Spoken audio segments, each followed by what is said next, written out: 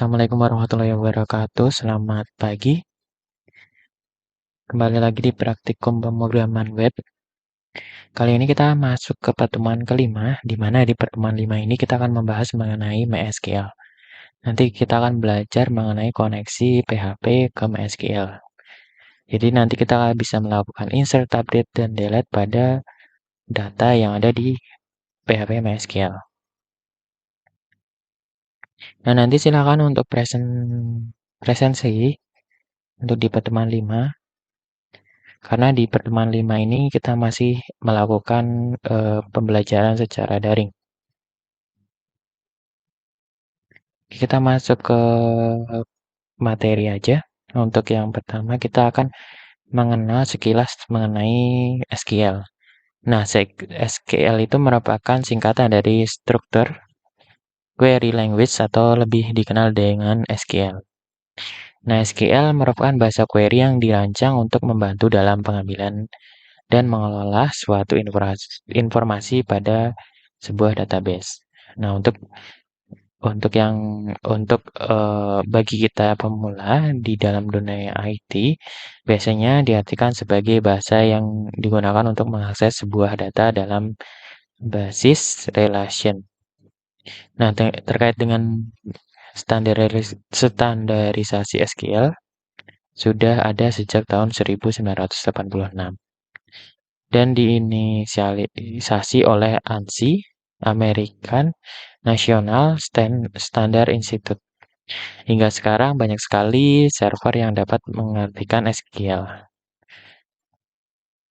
baik dari database maupun software.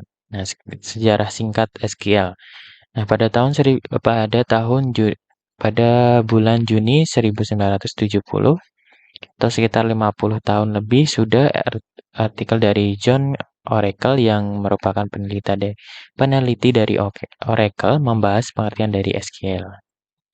Dan kemudian muncullah istilah SQL atau Structured English Query Language. Dan selang beberapa waktu saja IBM juga meluncurkan proyek basis Notion. Nah, dikarenakan pekerjaan yang terlalu sulit, maka digantikan dengan nama SQL. Dan sesudah proses standarisasi telah selesai pada tahun 1906. Kemudian SQL mengalami perbaikan pada tahun 1989 dan pada tahun 1992 muncul versi terbaru SQL 92 atau tahun 1999. Nah, mengalami perubahan dengan nama versi SQL 99. Namun yang paling banyak direferensi dalam dunia IT adalah versi SQL 92. Nah, lanjut kita akan membahas mengenai apa aja sih yang bisa dilakukan SQL. Yang pertama, SQL dapat mengeksekusi query terhadap database, kemudian SQL dapat mengambil data dari database, kemudian SQL dapat menyisipkan catatan dalam database, kemudian SQL dapat memperbarui catatan dalam database. Selanjutnya, SQL dapat menghapus catatan dari database. SQL dapat membuat database baru, kemudian SQL dapat membuat tabel baru dalam database, kemudian SQL dapat membuat prosedur tersimpan dalam database. Kemudian SQL dapat membuat tampilan dalam database. Kemudian SQL dapat mengatur izin pada tabel, prosedur, dan tampilan. Nah, kita lihat untuk tampilan SQL-nya ya. Nah, untuk SQL nanti kita bisa menggunakan XMPP. Silakan yang belum menggunakan bisa di-download. Kita coba buka SQL.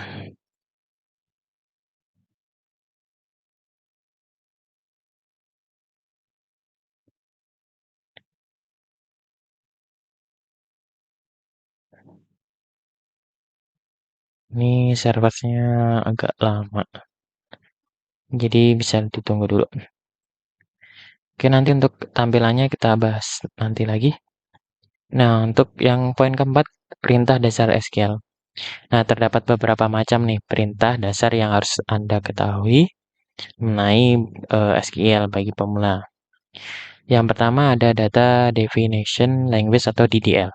Nah, perintah ini merupakan perintah paling mendasar di dalam bahasa SQL. Tujuan dari penggunaan DDL adalah untuk membuat struktur database dengan tepat. Kemudian jenis DDL terbagi menjadi 5 bagian diantaranya sebagai berikut. Kemudian yang pertama adalah create. Nah, perintah create ini biasanya untuk membuat sebuah database baru. Dapat juga menuliskan query. Misalkan create table, kemudian diikuti dengan nama table yang akan dibuat. Kemudian alter. Nah, perintah alter ini biasanya digunakan untuk mengubah struktur tabel yang sudah ada sebelumnya. Biasanya digunakan untuk mengubah atau menghapus kolom, merubah nama tabel, dan lain-lain. Nah, kemudian ada rename. Nah, perintah rename ini biasanya untuk mengubah nama tabel yang sudah dibuat sebelumnya.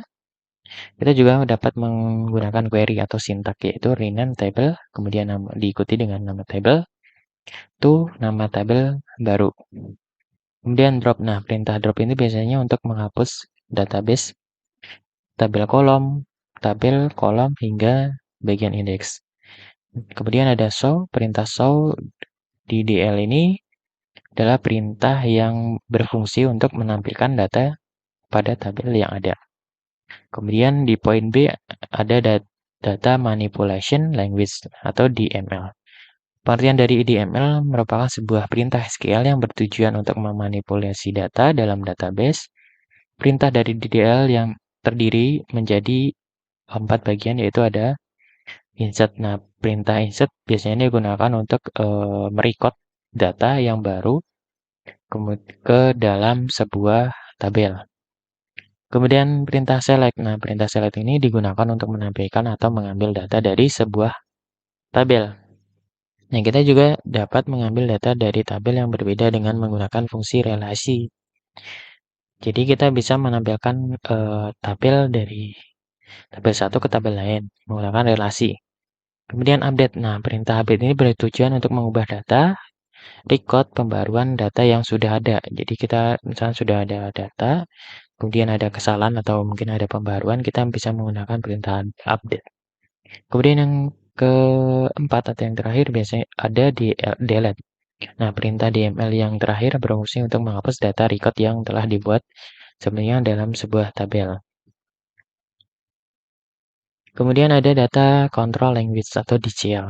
Nah, perintah dasar yang terkait DCL yaitu berfungsi untuk mengatur hak akses apa saja yang bisa dimiliki oleh pengguna. Nah, DCL terbagi menjadi 2 jenis, yaitu ada grant. Perintah DCL yang pertama adalah grant, yaitu perintah yang dapat dilakukan oleh admin database untuk memberikan akses kepada user. Jadi kita misalnya kita mau mengelola database, terus kita mau menambahkan user, kita bisa menggunakan perintah grant ini ya. Kemudian ada revoke. Nah, perintah DCL yang kedua ini merupakan kebalikan dari perintah yang sebelumnya. Nah, berfungsi untuk mencabut atau menghapus hak akses bagi user tertentu sesuai dengan keinginan admin database. Jadi ketika misalnya kita sudah punya user lain, ketika dia sudah off atau apa, bisa menggunakan revoke atau menghapus user hak akses. Jadi dia tidak bisa login lagi. Nah, di sisi yang lain terdapat sebuah teknik yang dapat menyalahgunakan celah keamanan dalam SQL pada database suatu aplikasi. Nah, teknik tersebut dinamakan dengan SQL injection, yang juga merupakan favorit atau seorang hacker untuk meretas program atau sistem dengan mudah. Hal ini dapat terjadi karena kesalahan dalam proses input yang tidak terfilter dengan benar dan penggunaan form yang salah.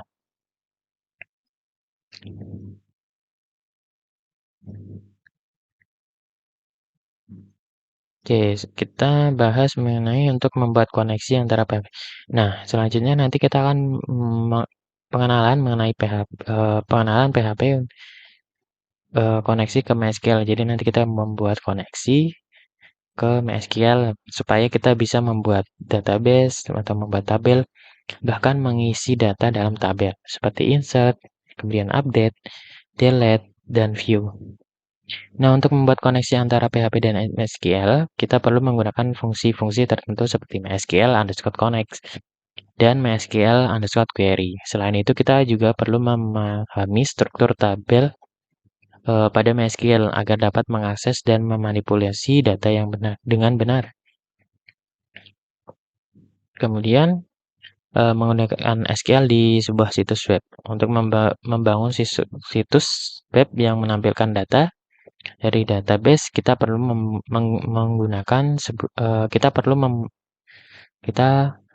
memerlukan yang pertama adalah sebuah program database RDBMS, yaitu MyAccess SQL Server, MySQL. Kemudian untuk menggunakan bahasa script sisi server seperti bahasa PHP atau ASP. Selanjutnya untuk menggunakan SQL untuk mendapatkan data yang kita inginkan.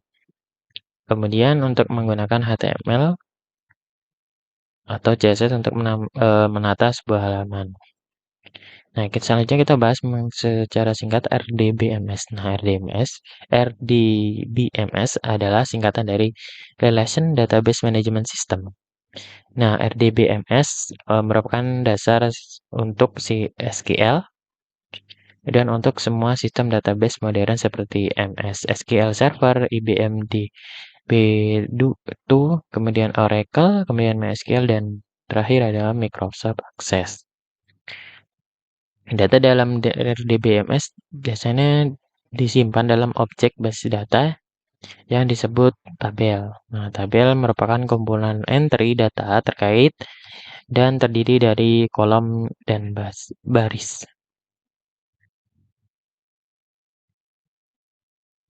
Nah, ini kita bahas mengenai beberapa perintah SQL yang paling penting.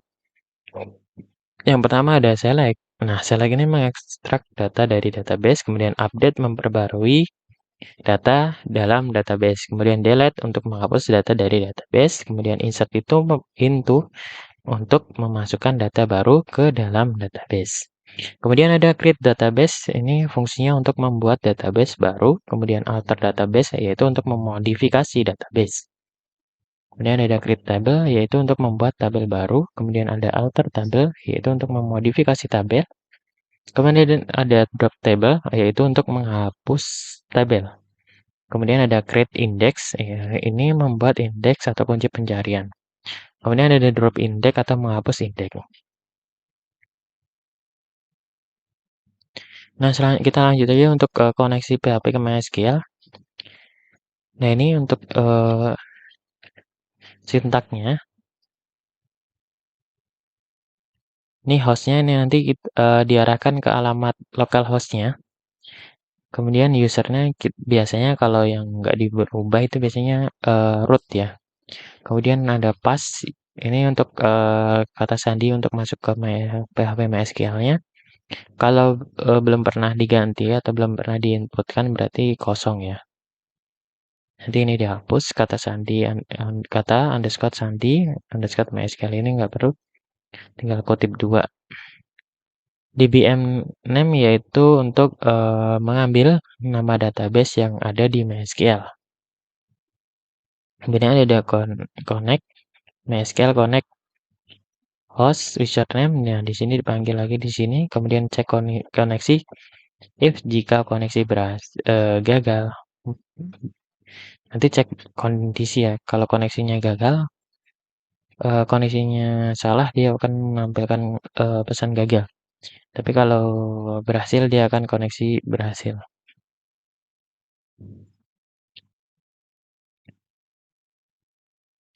Nah, ini tadi untuk tampilan PHP MyAdmin-nya. Nah, ini untuk membuat database baru. Nah, ini misalnya mau dinamain apa bisa untuk pembuatan database. Nah, saya yakin teman-teman udah membuat ya. Oke, kita lanjut ke praktek aja sekilas. Untuk praktek, kita buka ini. Nah, ini tadi kita udah membahas sekilas koneksi ya. Nah, di sini nanti silakan untuk dicoba. Ini silakan bisa di screenshot atau mau gimana terserah. Nah, ini script PHP untuk membuat koneksi ke sebuah database. Nah, di sini saya komen karena ini kita belum membuat nama database tutorial. Nanti kalau kita pakai, nanti dia akan menampilkan pesan kesalahan. Nah, di sini tadi udah dijelaskan jika koneksi error, maka dia akan menampilkan pesan yaitu connection failed. Tapi kalau koneksi berhasil, maka dia akan menampilkan connection successfully. Kita coba untuk pemanggilannya. MySQL. Nah, ini kita coba connect.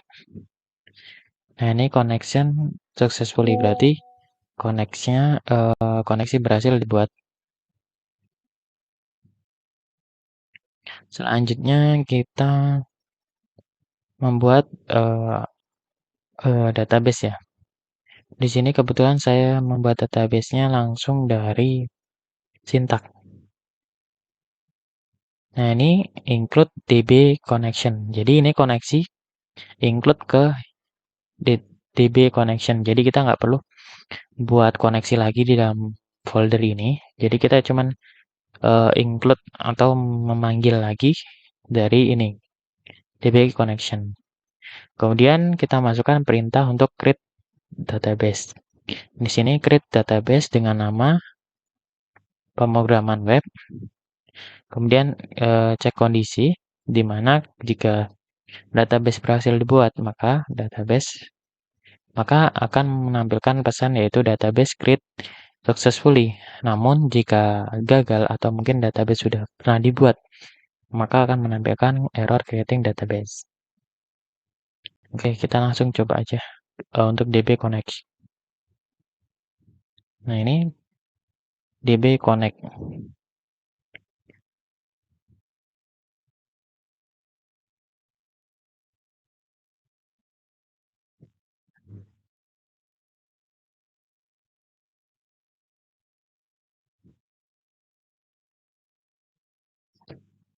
Kemudian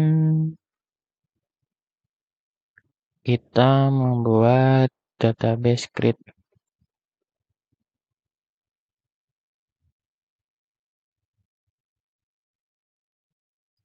Oh, ini ternyata sudah dibuat database-nya. Kita hapus dulu untuk yang ini.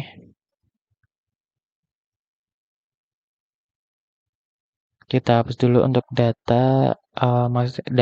basis data pemweb. Kita hapus, kita ulang dari awal.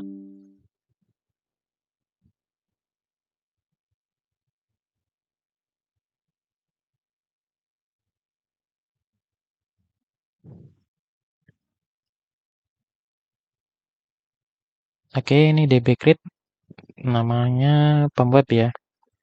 Kita coba running lagi. Database create sukses.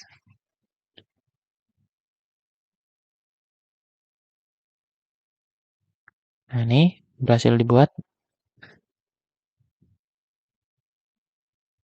Tapi belum ada tabel ya. Kita akan membuat tabel untuk tabel mahasiswa. Untuk sintaknya ini. Ini sama tadi include ke DB connection dengan database pemweb. Ini kembali lagi cek koneksi dengan nama server, username, password, dan nama database.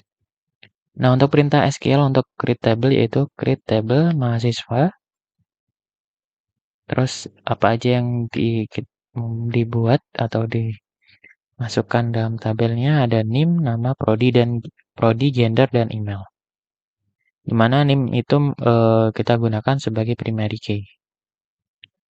Sama cek kondisi jika tabel berhasil dibuat maka akan menampilkan pesan tabel kontak. Ini harusnya dirubah. Ini karena tabel mahasiswa jadi mahasiswa. Sukses.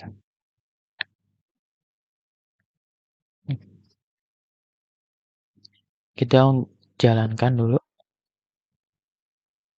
tabel create. Nah, tabel mahasiswa create successfully. Kita lihat di sini.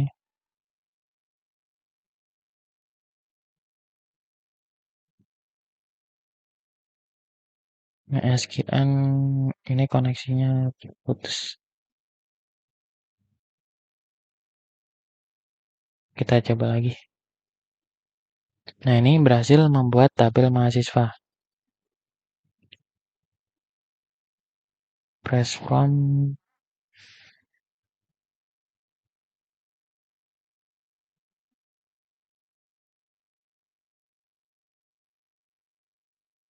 ini ada kesalahan guys.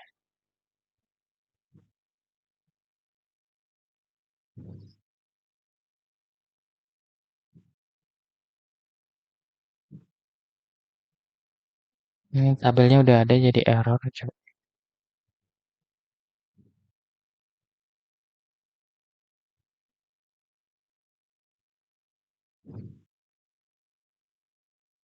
Sebentar. Oke, kita lanjut. Nah, ini untuk eh, tabel mahasiswa ya. Di sini ada NIM, nama, prodi, gender, dan email. Oke, selanjutnya kita akan membuat sintak PHP untuk melakukan insert data untuk tabel mahasiswa.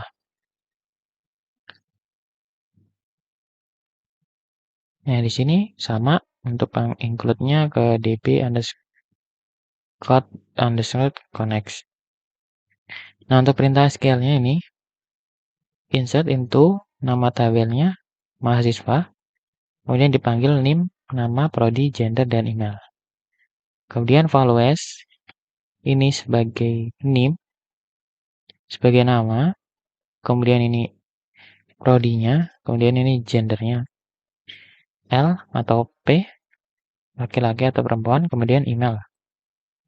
Ini sama, nanti dia akan menampilkan pesan jika berhasil insert, maka dia akan menampilkan ini. Kita coba untuk menjalankan. New record create successfully. Kita coba reload. Nah, di sini sudah berhasil input NIM, nama, prodi, gender, dan email. Nah, ini untuk sintaknya. Silakan kalau mau di screenshot dulu. Kemudian kita akan melakukan update. Ini sama, kita bahas yang ini aja, sintak SQL. Nah, untuk sintak untuk SQL update yaitu menggunakan update, kemudian diikuti dengan nama mahasiswa, set. Nah, apa sih yang mau diubah namanya? Tadi kan namanya Farid Maulana, sekarang kita tambahin Insan. Jadi Farid Maulana Insan, where di mana ID-nya atau NIM-nya yaitu 19.101.0136. Jika berhasil, maka dia akan menambahkan record update successfully. Kita coba untuk melakukan update. Update. Record update sukses, berarti update-nya berhasil. Kita coba reload. Nah, di sini namanya berubah ya. Tadi Farid Maulana, sekarang jadi Farid Maulana Insan. Oke, kita lanjut coba untuk prepare. Nah, prepare ini digunakan untuk insert data ke tabel mahasiswa, tapi bisa dilakukan secara banyak. Nah, saya membuat 3 contoh. Jadi sekali kita jalankan programnya langsung input 3 data ini. Nah, untuk sintaknya seperti ini. Connection, prepare, insert into mahasiswa, NIM, nama, prodi, gender, email, values, tanda tanya ya. Nanti ini untuk memasukkan data sesuai jumlah yang ada di tabel ini kan NIM, nama, prodi, gender, dan email. Yang pertama ada data NIM dengan 19/10136. Selanjutnya ada NIM 19/10138, kemudian 19/1010098. Kita coba jalankan yang prepare. Ini record create successfully, kita coba lihat. Nah, datanya sekaligus masuk 3 ya. Nah, ini yang untuk NIM-nya itu ID-nya dia akan secara otomatis urut ya. Oke, selanjutnya kita coba untuk select dulu. Select itu biasanya.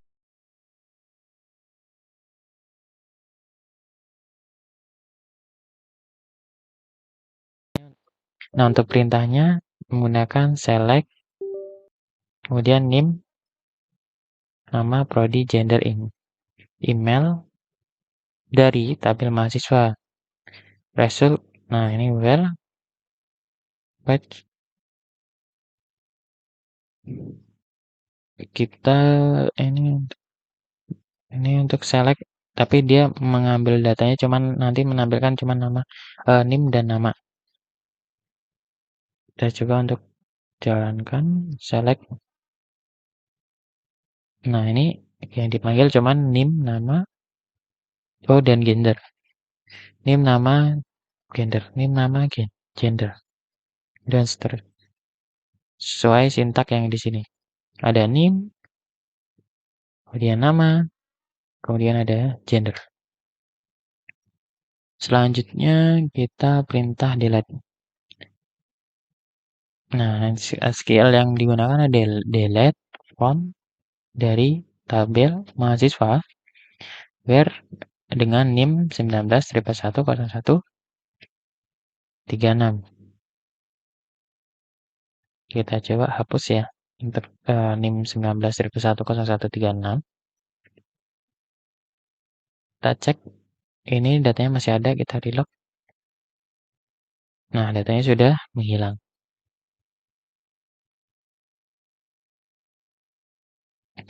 Bagaimana kita coba untuk hapus dengan NIM 37.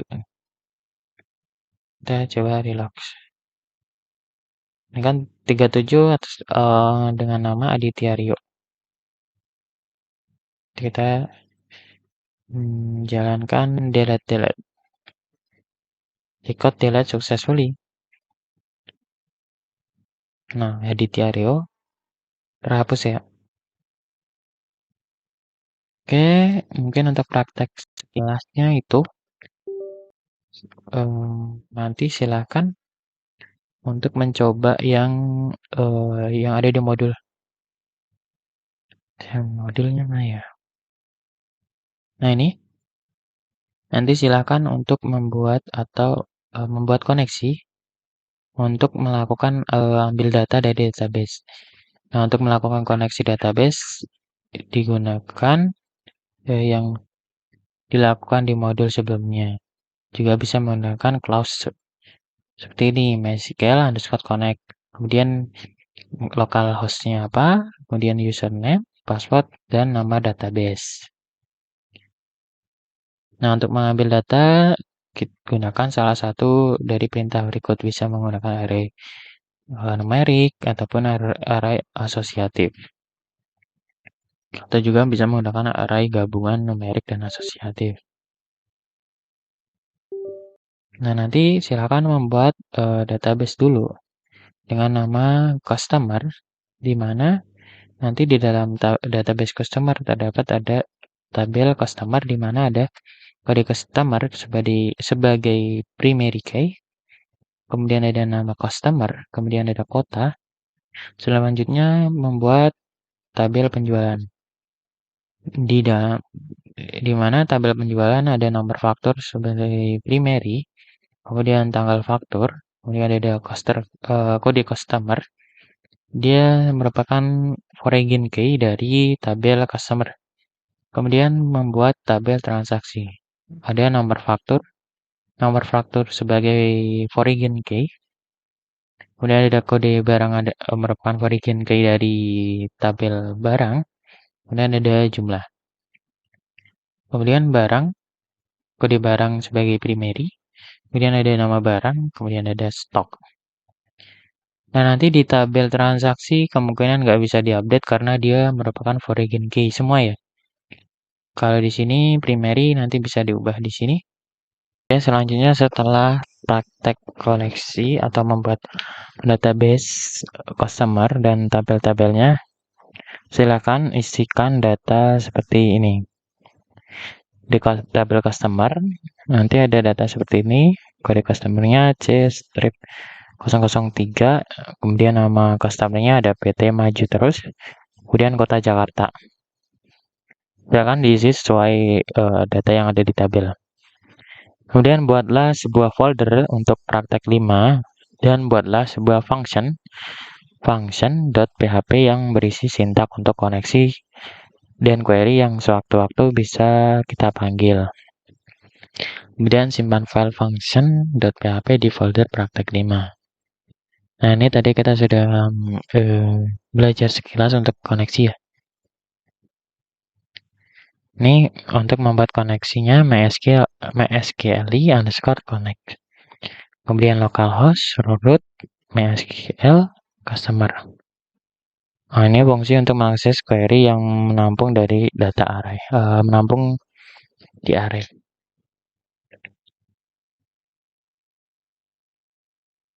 Kemudian ini adalah contoh untuk menampilkan data barang. Untuk sintaknya seperti ini. Nanti di save dengan nama panggil barang.php.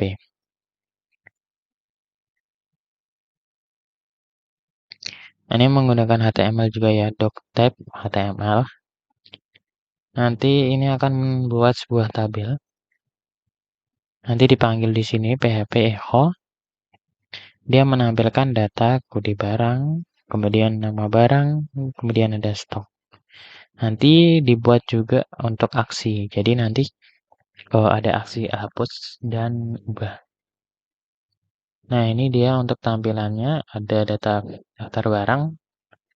Ini untuk aksinya tadi, kita ketika klik diubah, nanti kita akan dapat mengubah data yang ada di baris nomor 1 ini. Kemudian hapus, nanti kita akan menghapus data di nomor 1. Kemudian untuk praktek insert. Nah, ini silakan nanti buat create tabel kontak. Kemudian ini koneksinya ya. Dan selanjutnya adalah insert. Ini untuk menambah data. Ini untuk praktek update. Ini untuk praktek delete. Dan ini tes akhir. Silakan untuk mengerjakan. Untuk melakukan proses itu update delete pada data di tabel customer. Nah, mungkin itu saja untuk pertemuan kali ini. Saya akhiri. Wassalamualaikum warahmatullahi wabarakatuh. Minal aizin wal faizin. Mohon maaf lahir dan batin.